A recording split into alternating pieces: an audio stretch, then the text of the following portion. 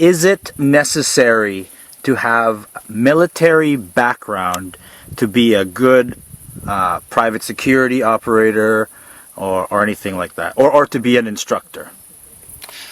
It depends what you need to do. Is the military background is important if your task is near or require to you a military competence, or some competence is near at the military field.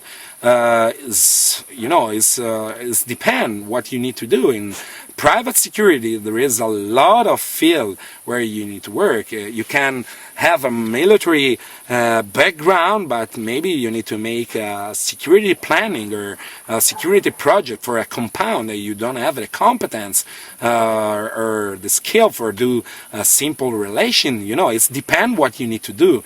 Sometimes it's very useful and it's necessary. Sometimes it's better to have law enforcement background, or sometimes it's enough to have a good training for being an instructor. It depends what you who you want to instruct. I mean, if you need to instruct a civilian, you can for competitive shooters, you don't need to have military background, you don't need to have law enforcement background. Maybe you need to have a sportive background, or you need to be a good shooters. If you want to work or train military personnel or security personnel, law enforcement operators, you need to have the competence. It's not important where you take your competence. It's important that what you said have a sense on the field, because when you talk with an operator can understand very soon if what you said have a sense or not.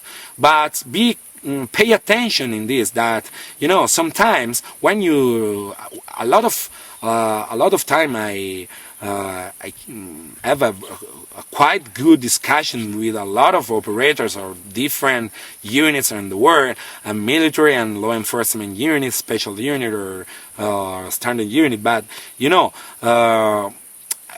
you need to pay attention in what each technique need to find a sense on the field. This is very important. You never need to explain or show one technique just because someone do it. You need to find a sense.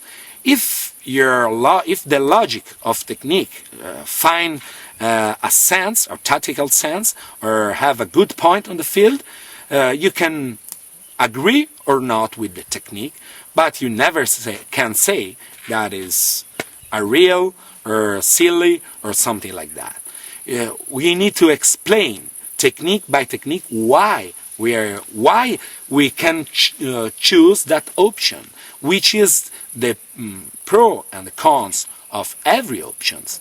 But so passing through a door, there's no one way to pass through.